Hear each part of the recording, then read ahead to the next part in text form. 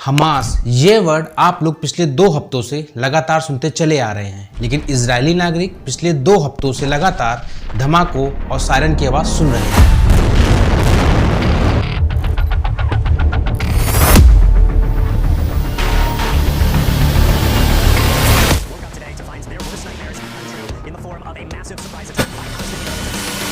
पूरे ज्यूइश का सबसे होलियस्ट डे सिंचैत तोरा का 7 अक्टूबर को दिन था। जनरली यह फेस्टिवल 26 सितंबर से 26 अक्टूबर के बीच में सेलिब्रेट किया जाता है, लेकिन उस दिन ऐसा कुछ हुआ जिसकी इजराइल के नागरिकों ने कभी कल्पना भी नहीं की थी। एग्जैक्टली इजराइल के होली फेस्टिवल के दिन ही हमास ने इजराइल पर अटैक कर दिया। और यह अटैक कोई नॉर्मल अटैक नहीं था, क्योंकि इससे पहले भी हमास और इजराइल के बीच में स्मॉल स्केल पर वॉर होती रहती है। लेकिन 7 अक्टूबर को हमास की तरफ से कंटिन्यू इजराइल की तरफ 5000 से अधिक मिसाइल फायर किए गए। तो फिर आज के वीडियो में हम जानेंगे कि हमास ग्रुप कौन है और आखिर दुनिया की मोस्ट इंटेलिजेंस एजेंसी आखिर इस हमले को रोकने में कैसे नाकाम रही, और इस वॉर का G20 से क्या रिलेशन है, और इस वॉर का भारत पर क्या इम्पैक्ट पड़ने वाला है।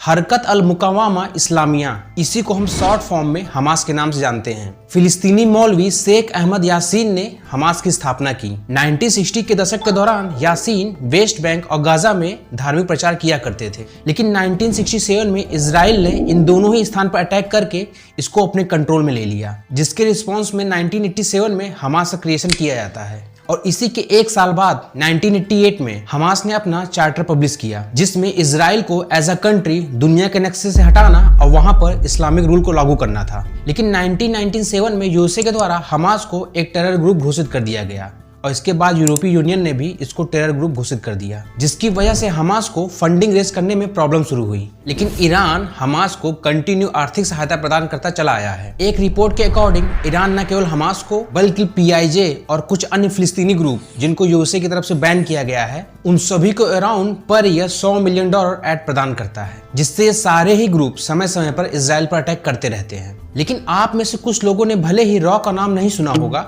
लेकिन आपने मोसाद का नाम जरूर सुना होगा, जो कि इजराइल की इंटेलिजेंस एजेंसी है, जिसने पास्ट में कुछ ऐसे मिशन को कंडक्ट किया है जिसकी वजह से आज यह one of the best intelligence agencies में से आती है। लेकिन आखिर इस बार मोसाद से इतना बड़ा फेलियर कैसे हो गया?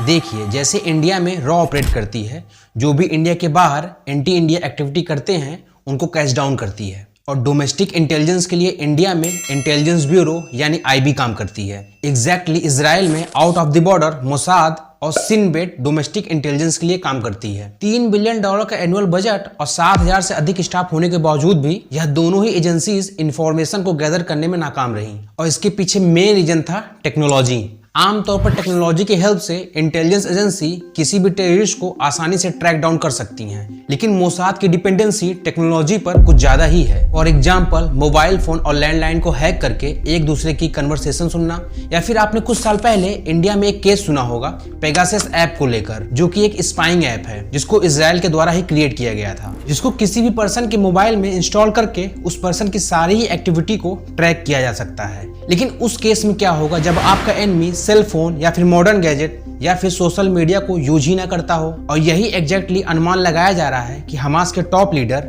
लंबे समय से कोई भी गैजेट यूज नहीं कर रहे हैं, और मे भी उनको इसका आइडिया आया हो एक वेब सीरीज को देखकर, जिसका नाम है फोडा, जो भी हाल ही में जनवरी में रिलीज हुई थी। और यह पूरी ही वेब सीरीज इजराइल के कवर्ट ऑपरेशन पर बेस्ड है कि कैसे इजराइल फोन टैप करके गाजा पट्टी और फलस्तीन के एरिया में आतंकवादियों को मार गिराता है। इस पूरी ही वेब सीरीज में ह्यूमन इंटेलिजेंस के रोल को काफी कम दिखाया गया है, और इसी वजह से आज भी वर्ल्ड की other intelligence agencies human intelligence पर ज्यादा जोर देती हैं। ह्यूमन इंटेलिजेंस का मतलब आपके एजेंट ग्राउंड पर फिजिकली रूप से मौजूद हो, न कि आप केवल कैमरा और सैटेलाइट पर डिपेंडेंट हो। और इस सडन अटैक के पीछे दूसरा सबसे बड़ा रीजन हो सकता है ईरान। जैसा कि मैंने कुछ देर पहले बताया कि इन ग्रुप्स को ईरान ऐड देता चला आया है, लेकिन जिस प्रकार से हमास ने इजराइल पर लैंड से, स्काई से और सी से यानी हर तरफ से अटैक किया, इसका मतलब इन टेररिस्ट ने अच्छी खासी ट्रेनिंग ली थी। फॉर एग्जाम्पल, आप वीडियो में देखेंगे हमास से कुछ टेररिस्ट पैराग्लाइडिंग के थ्रू इजराइल में एंट्री कर रहे हैं, और पैराग्लाइडिंग कोई ओवरनाइट तो नहीं सीख सकता, इसके लिए प्रॉपर ट्रेनिंग और ओपन एरिया चाहिए, जो कि गाजा स्ट्रिप में अवेलेबल नहीं है। तो इसके बहुत हद तक चांसेस हैं कि इन हमास ग्रुप ने ट्रेनिंग या तो ईरान में लिया या फिर पाकिस्तान में, क्योंकि अधिकतर इस्लामिक कंट्रीज की तरह पाकिस्तान भी फलस्तीनियों को सपोर्ट करता है और इजराइल को अपना दुश्मन मानता है। चूंकि इंडिया के रिलेशन इजराइल से अच्छे हैं, तो फिर इस कंडीशन में भी पाकिस्तान के लिए दुश्मन का दोस्त दुश्मन ही होगा। और थर्ड नंबर पर रीजन आता है फलस्तीनी लेबर्स।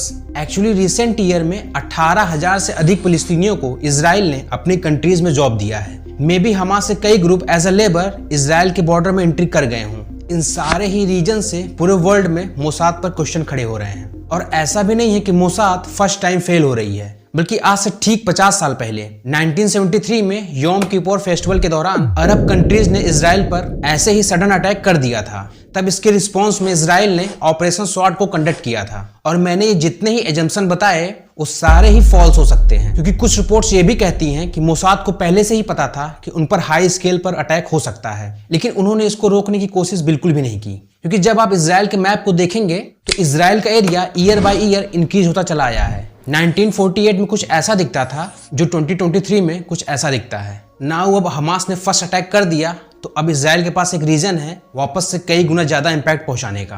कुछ रिपोर्ट्स तो ये भी कहती हैं कि वापस से इजराइल 1967 की तरह गाजा को अपने कंट्रोल में ले लेगा। लेकिन अब समझते हैं कि हमास ने इतने बड़े मिशन को आखिर अंजाम दिया कैसे।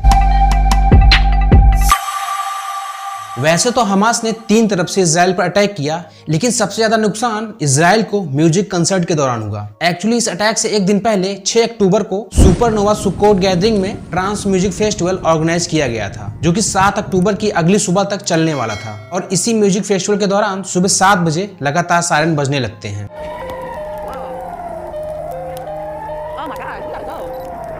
लेकिन उस वक्त भी बहुत लोग को कुछ भी समझ में नहीं आता है। वो इस सायरन को म्यूजिक का ही एक पार्ट समझ रहे थे। चूंकि इस फेस्टिवल में 3500 से अधिक इजरायली शामिल थे, इसलिए यह म्यूजिक कंसर्ट ओपन ग्राउंड में हो रहा था। तभी वहां पर पैराग्लाइडिंग करते हुए हमास के टेररिस्ट पहुंचते हैं और अंधाधुंध फायरिंग चालू कर देते हैं। खुले मैदान में होने के कारण वो सारे ही इजरायली चारों तरफ से घेर लिए जाते हैं और इस फायरिंग के दौरान 350 से अधिक इजरायली मारे जाते हैं। इजराइल और गाजा पर लगी बॉर्डर फेंसिंग को भी बुलडोज करके वैन के थ्रू अटैक किया जाता है। इस पूरे ही ऑपरेशन को हमास के लीडर इस्माइल हनीयह की तरफ से अल-अक्सा फ्लड का नाम दिया गया और आगे चलकर इजरायली गवर्नमेंट के साथ नेगोशिएशन कर सकें, इसके लिए उन्होंने 200 से अधिक इजरायलियों को बंधक बना लिया।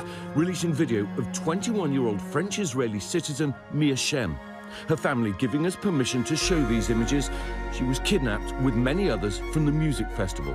यहाँ पर समझने वाली बात यह है कि आखिर हमास ने इजराइल पर अटैक क्यों किया और इस अटैक का भारत पर क्या इम्पैक्ट पड़ने वाला है। वैसे तो हिस्ट्री में सारे ही मुस्लिम वर्ल्ड इजराइल से हेट करते थे, लेकिन नाउ डेज में जैसे जैसे ग्लोबलाइजेशन बढ़ रहा है वैसे ही सारी कंट्रीज एक दूसरे पर डिपेंडेंट हो रही हैं और आने वाले कुछ ही महीनों में सऊदी अरब और इजराइल के रिलेशन पूरी तरीके से फाइनलाइज होने वाले थे। और इस बात को हमास का डर था कि अगर अरब और इजराइल के रिलेशन मजबूत हो जाएंगे तो उनकी 2 नेशन थ्योरी कमजोर पड़ जाएगी। और इजराइल और हमास के बीच कॉन्फ्लिक्ट का सेकेंड रीजन है G20 समिट। जैसा कि मैंने G20 की वीडियो में बताया था, IMEC यानी Indian middle east Europe economic corridor, जो कि चाइना के CPEC का काउंटर है, वो इजराइल से होकर जाने वाला है। नाउ अब हमास के हमले के बाद यह IMEC ठंडे बस्ते में चला गया, जिससे भारत को लॉन्ग टर्म में नुकसान होने वाला है। इस पूरे ही कॉन्फ्लिक्ट में 7,000 से अधिक लोग मारे गए और 1 लाख से अधिक लोग बेघर हो गए। और आप इस वीडियो में होने वाले डैमेज को देख सकते हैं। और एज ए इंडियन हमें किसी भी वायलेंस को सपोर्ट नहीं करना चाहिए, वो चाहे किसी भी तरफ से हो रहा हो।